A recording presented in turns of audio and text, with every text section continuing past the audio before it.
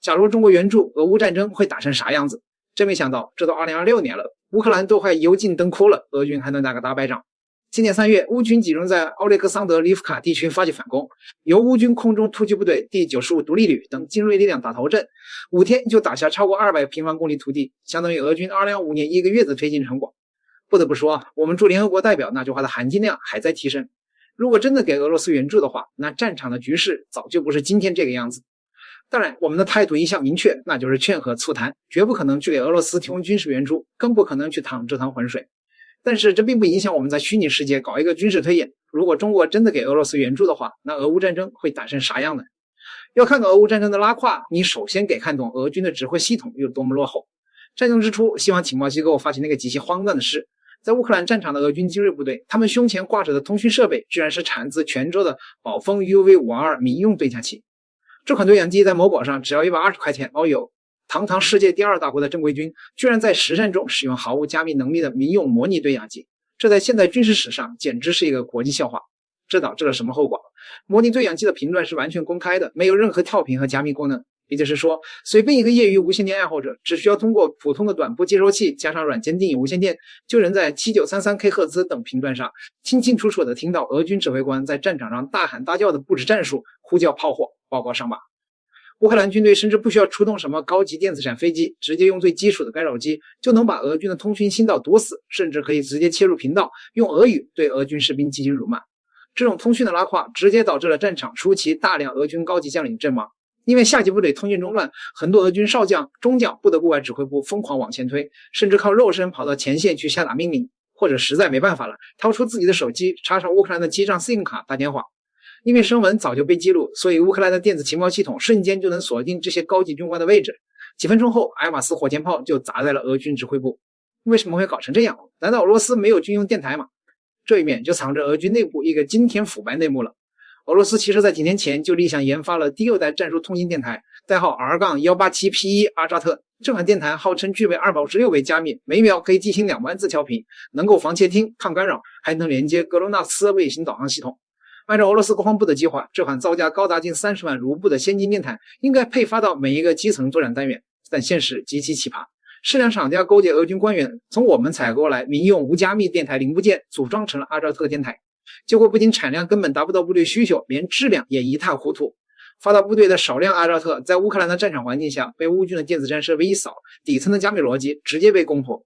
没有了网民通讯，俄军的指挥体系就退化到了二战水平。营长找不到连长，连长找不到排长，步兵在前面挨打，呼叫不到后方的炮火支援。空天军的战机飞在天上，不敢随便扔炸弹，因为不知道底下到底是自己人还是乌克兰人。这种盲人摸象式的指挥，就是俄军在战场上总显得很笨重、迟缓的根本原因。现在我们把视角切回到中国，如果这套系统换成我军来运作，会是什么局面？我们军队早就彻底抛弃了那种层层上报、极其低效的树状指挥体系，全面跨入了扁平化和一体化的网络中心战时代。经过2015年的军改，陆军的主力作战单元变成了合成旅。大家要明白合成这2个字的含金量。以前的步兵团就是步兵，炮兵团就是炮兵，打仗的时候需要上级临时捏合在一起，协同起来极其麻烦。现在的合成旅是把步兵、装甲兵、炮兵、反空兵、侦察兵、电子对抗兵全部揉碎了，编成一个高度自给自足的模块化战斗群。支撑这个战斗群运作的是我国军工科研人员一点点死磕出来的 C4ISR 指挥自动化系统。在合成旅的指挥方舱里，你听不到那种扯着嗓子喊长江长江我是黄河的电话声。指挥舱内部是由通信综合、情报侦察、指挥控制等多个细微组成的局域网节点。天上飞着我们的察打一体无人机，太空中挂着北斗卫星导航系统，地面上行驶着114式轮式突击车、明斯 A 步兵战车。最可怕的是，已经实现了战区实施视频指挥旅域级，旅长一键指挥导车。简单来说，战区级的作战指挥中心所能承担的加密信息流量带宽，已经能够支持实时查看旅域级作战部队的指挥和作战情况。无论是救灾还是作战，都能一览无余，看到一线情况。而旅长一键指挥导单车，更是战场生机。假如我们的合成营在前线遇到了一个坚固的乌军火力点，在俄军那边，基层步兵连长要用没加密的对讲机呼叫营长，营长再查地图，用无线电呼叫后方的炮兵阵地，炮兵阵地还要算气象数据，测算坐标，整个过程磨磨蹭蹭，可能需要半个小时。等炮弹打过去，敌人早跑了。而在我们的体系下，前线的一辆护战车车长或者一个带着战场台式中正的单兵，按下一个按钮，敌方火力点的精准坐标就会通过数据链瞬间共享给整个合成旅的指挥网络。雷达气象方舱在几秒钟内把风速、温度、湿度等射击资源解算完毕，指挥系统的人工智能会自动分配给距离最近、射界最好的炮兵点。从发现目标到后方的 PCL-181 车载加榴炮开火，整个过程可以压缩到1分钟以内。这就是信息权主导下的火力打击，你可以简单把它理解为滴滴打炮，一线发起订单，平台给炮兵派弹的。在我军的系统里，每一辆坦克、每一架无人机、每一门火炮都是这个庞大网络上的一个节点。更超出俄军想象的是，战略支援部队连旅以下部队实现的图文传输指挥都不满意了，他们计划在下一步把只有战区或者集团军一级指挥所才能具有的远程实时视频能力下放到旅及旅以下战斗指挥系统里。你看看，这在俄军还无法保证语音通讯加密的时候，我们已经开始考虑从加密远程传送图文进化到加密远程实时视频了。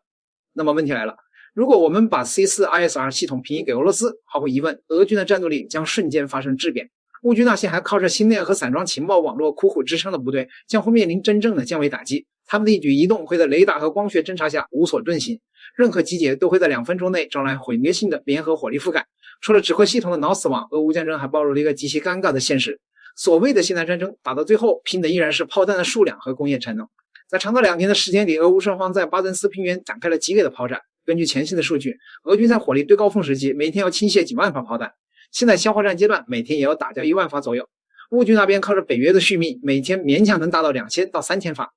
大家不要觉得1万发炮弹很多，对于一个曾经拥有苏联军工底子的国家来说，俄罗斯现在的火力投射能力其实是严重萎缩的。为什么俄军在巴赫穆特要打大半年？因为他们的火炮精度太差，炮兵反应时间太长，俄军的炮击往往是盲目的面杀伤，覆盖一个区域需要成百上千发炮弹，而由于缺乏精确制导能力和高效的无人机校射，很多时候都是在炸泥巴。更丢人的是，俄罗斯作为一个航空航天大国，在战场上居然拿不出成体系的战术侦察无人机。俄军基层部队只能靠士兵自己掏钱或者民间众筹去买我们的无人机来做侦察和炮火校射，你就能看懂现在的俄罗斯军工产业有多么的虚弱了。北约那边也好不到哪里去，整个美国和欧洲的兵工厂开足马力，一年生产的155毫米炮弹还不够乌克兰在战场上打1个月的。西方引以为傲的去工业化，在真刀真枪的消耗战面前变成了一个致命的死穴。这个时候，如果你了解我们的真正工业能力，你绝对会感到头皮发麻。咱们都知道，我们患有严重的火力不足恐惧症，这种病根是在朝鲜战争时期被美军的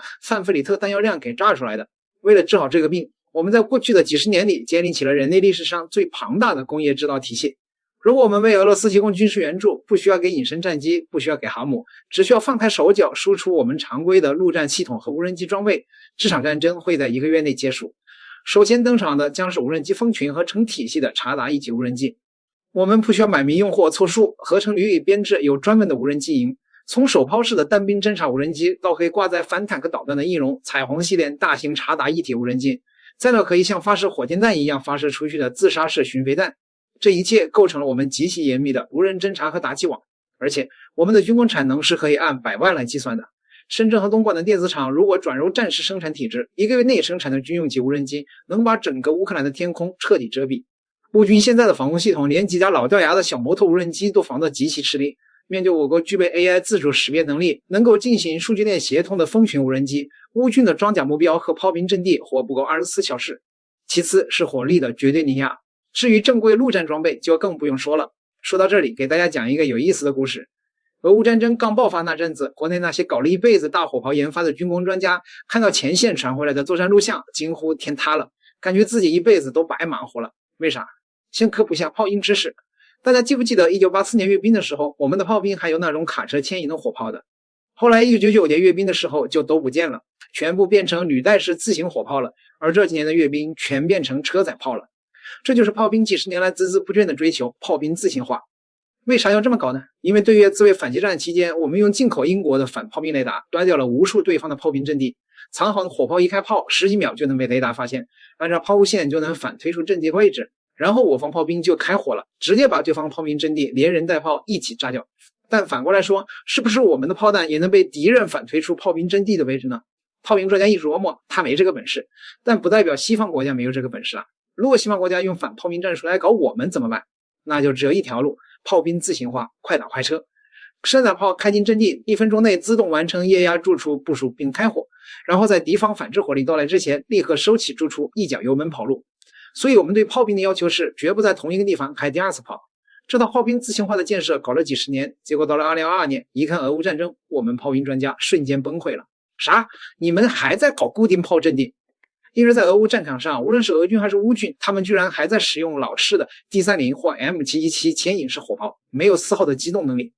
他们一般是把大炮拖到一片树林里，然后就在那挖大坑、修掩体、堆沙袋，搞成了雷打不动的固定炮位。士兵们甚至在炮位旁边搭起了帐篷做饭睡觉，地上密密麻麻堆着几百发炮弹，开一炮填一发，再开一炮。这哪里是21世纪的现代战争，这分明是二战时期的阵地战呢。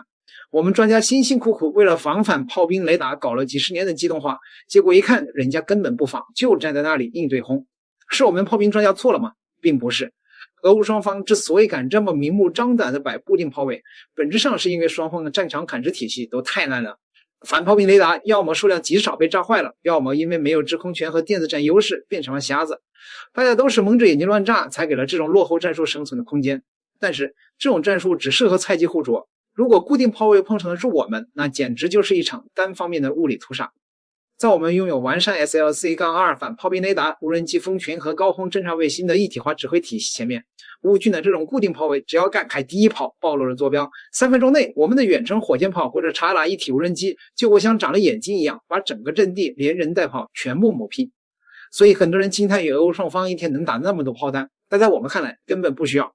首先我自己不需要，我们打的全是依靠卫星指导精度在几米之内的精确制导炮弹，我们不需要成千上万发炮弹去离地，一轮齐射，敌方的所有要害目标就全没了。其次，对方也不需要打那么多炮弹，因为他们打完一轮就会被我方彻底灭了。这叫什么？这就叫极致工业化后的军事绝对霸权。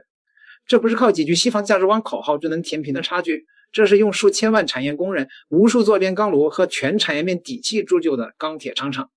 当然，可能有人会反驳，装备好、指挥系统先进就一定能打胜仗吗？美国人在阿富汗和伊拉克有着全世界最好的装备，最后不还是黑之优的撤了军吗？西方人总是不停的念经，我们已经40年没有打过仗了，他们缺乏实战经验等等。这大概是西方世界到21世纪最大的战略错觉，他们根本不了解我们军人，根本不了解这是一支怎样用特殊材料打造成的军队。回望1950年的长津湖，在那片零下40度的冰天雪地里，志愿军战士穿着单薄的棉衣，啃着冻得像石头一样的土豆，面对的是拥有绝对制空权、拥有机械化坦克和重炮的美国王牌部队。在没有任何通讯设备，火力被美军呈现上百倍碾压的情况下，中国军人靠着2条腿在黑夜中穿插迂回，靠着步枪、手榴弹和一种超越了人类生理极限的狂热意志，硬生生把不可一世的美军打回了3八线。那个时候我们只有气没有钢，但即便如此，我们依然靠着不怕死的战斗意志，让全世界知道了什么叫不可战胜。有人说那是70多年前的事了，现在的年轻人早就不能吃苦，不敢牺牲了。真的吗？那好，我们来看一个真实事件。咱们都知道朱日和演习是中国军队的磨刀石，为了磨出更锋利的剑，导演部往往会把蓝军加强到了外星人的地步，就是想看看代表中国军队的红军怎么打。然而一系列令人震惊的故事发生了。有一次演习，红军2个营伤亡超过70%，旅长阵亡，参谋长顶上，参谋长牺牲，团长顶上，最后带队冲锋的是政治部副主任。没有指挥车，没有电台，通讯全靠吼，重火器打光了，炊事班拿起步枪，坦克兵扛起机枪，所有人自发整编，组成决死突击队。蓝军坦克集群冲过来，一个90后战士红了眼，他没犹豫，背着背包一头钻进蓝军坦克的底盘下面。这一下子可把导演部吓坏了，紧急叫停演习，大家冲过去把他拉出来，打开背包一看，全是针扎药。好家伙，这是真杀红了眼了。还有击毙满广志的故事。满广志是谁？是朱日和蓝军的旅长，桃城草原狼的领头人。多年来在演习场上几乎未尝败绩，是所有红军部队想要攻克的硬骨头。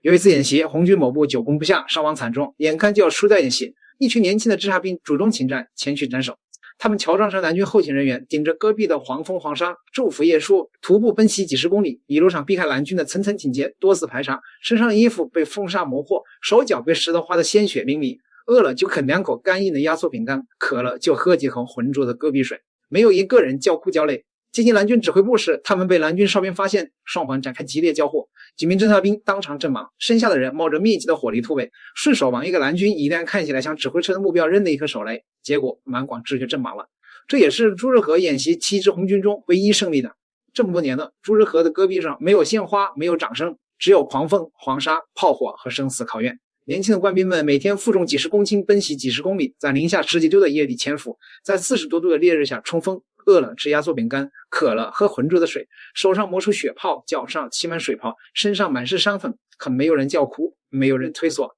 他们知道这里是演机场，也是未来的战场，这里多流一滴汗，明天就少流一滴血，今天敢拼命，明天才能保家卫国。这就是中国军人。平时他们在短视频里可能是个爱笑的邻家男孩，可能是个有点腼腆的年轻人，但只要穿上那身军装，听到冲锋的命令，他们骨子里的那种悍不畏死，那种人在阵地在的血性，和70年前在长津湖趴在冰雪里的前辈们没有任何区别。这是由这支军队的灵魂及其严密的政治思想教育机制，以及深深植根于中华民族 DNA 保家卫国的信念所决定的。